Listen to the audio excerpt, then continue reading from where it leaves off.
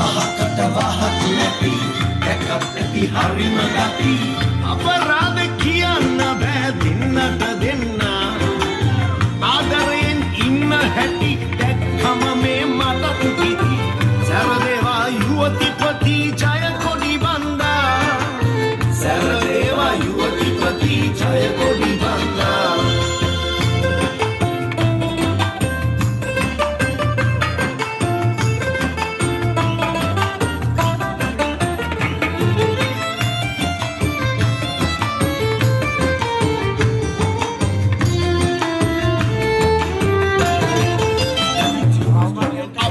වගේ දුක්බාධා තිබුණද මන්දා